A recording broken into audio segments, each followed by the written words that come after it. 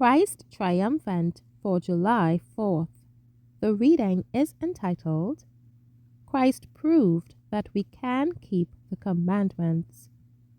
Matthew 4 verse 3. If thou be the Son of God, command that these stones be made bread.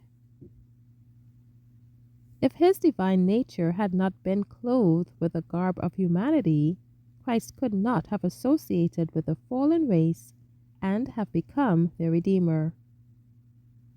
It was necessary for him to know the power of all our temptations, to pass through all the trials and afflictions that we are called to pass through, in order to be indeed a Savior. Satan, the powerful foe who had been turned out of heaven, had long claimed to have dominion on the earth, and Christ came to conquer this foe in order that we might, through divine grace, also obtain the victory over the enemy of our souls.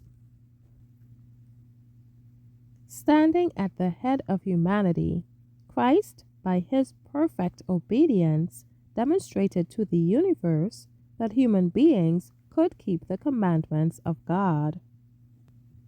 Under all circumstances, whether in prosperity or in adversity, whether received or rejected, whether at the marriage feast or suffering the pangs of hunger, Christ remained faithful to every precept of God's law and wrought out for our example a perfect life. He has endured every hardship that comes to the poor and afflicted. Without sin, he has suffered weariness and hunger.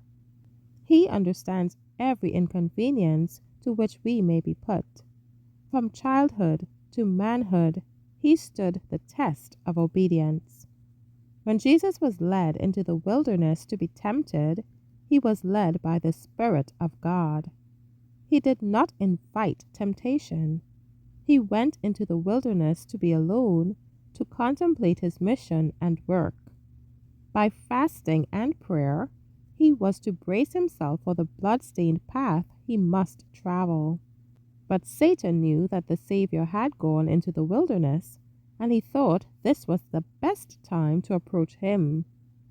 Weak and emaciated from hunger, worn and haggard with mental agony, Christ's visage was so marred more than any man, and his form more than the sons of men. Now was Satan's opportunity. Now he supposed that he could overcome Christ. The first temptation was on the point of appetite. There came to the Savior, as if in answer to his prayers, one in the guise of an angel from heaven. He claimed to have a commission from God to declare that Christ's fast was at an end. The Savior was faint from hunger. He was craving for food when Satan came suddenly upon him. Pointing to the stones that strewed the desert, and that had the appearance of loaves of bread, the tempter said, If thou be the Son of God, command that these stones be made bread. Thank you for listening.